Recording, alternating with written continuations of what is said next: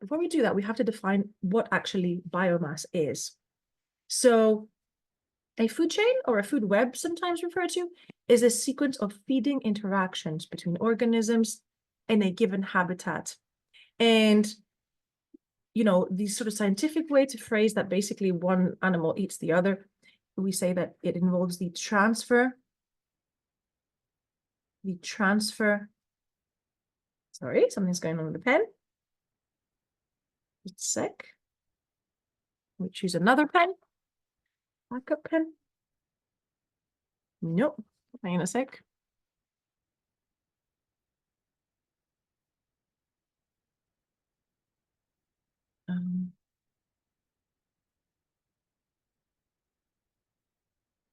Give me just one sec, guys. I just want to try and make the pen work for you because it's fairly important.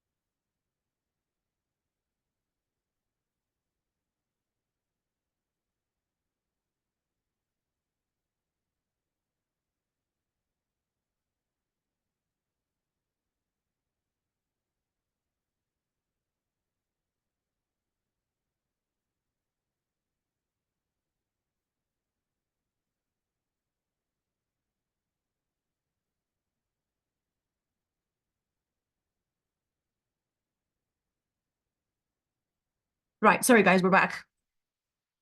Small glitch with the pens. Okay, they are quite they are quite important, the pens, because the whole sort of setup of this is quite sort of color coded, and it really depends on being able to annotate these things for you guys. So it's the sequence of feeding interactions is a good way to phrase it, which results in the transfer of biomass. Transfer of biomass.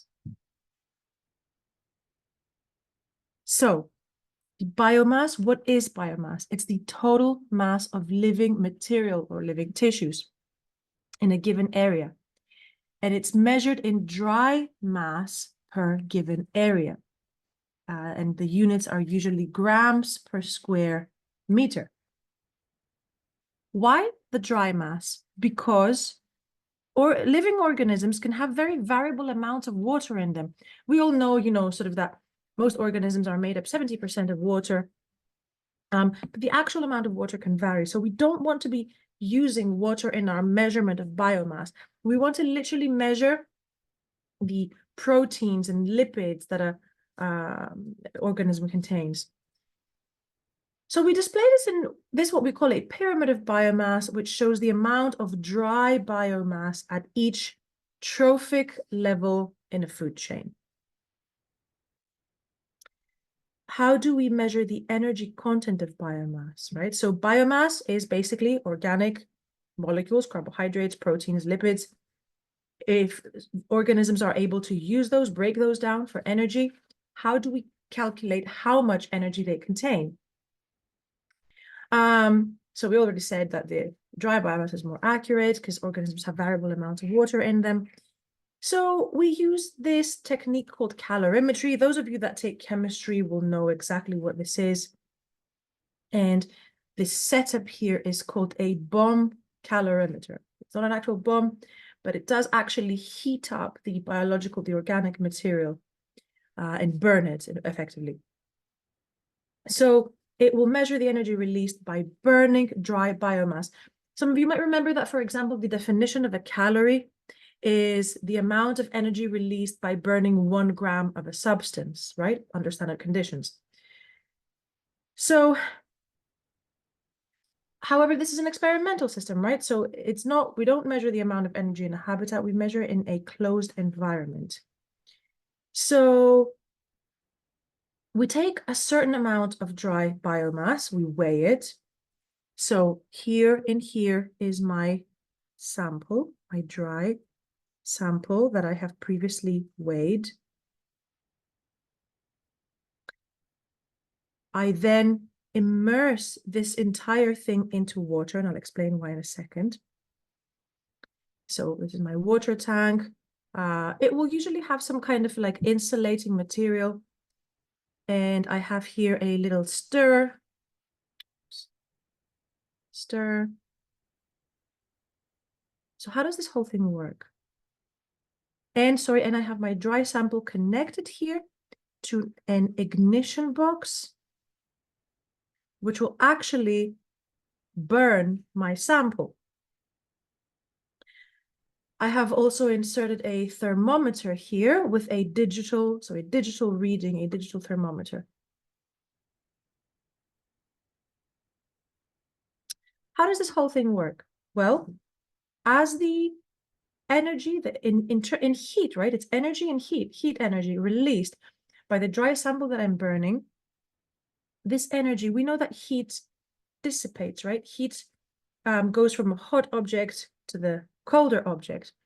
So the heat will go from my burning sample to the surrounding water. So I don't measure the temperature change in my sample chamber. I measure the temperature change in the water surrounding it. And that's also why I have a stir here, because as the energy goes from the heat energy goes from my sample to the water, I want to make sure that I have a uniform temperature in my water so that my measurement is accurate. If you're OCR or other exam boards, this actually is more applicable to AQA, the bomb calorimeter. It's an example question. When calculating the biomass at each trophic level, scientists use dry biomass instead of wet biomass. Give one limitation of measuring dry biomass. So my context here is that I'm measuring biomass. My command is give one limitation. So it's a very brief answer. Only give a limitation. No need to mention its relative merits over wet biomass, right?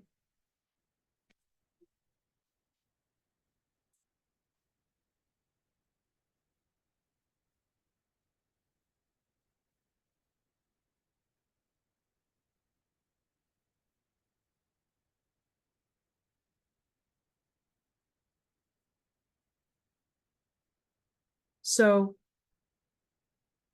when we heat up, when we remove water content from organisms, it means that the organisms need to be killed.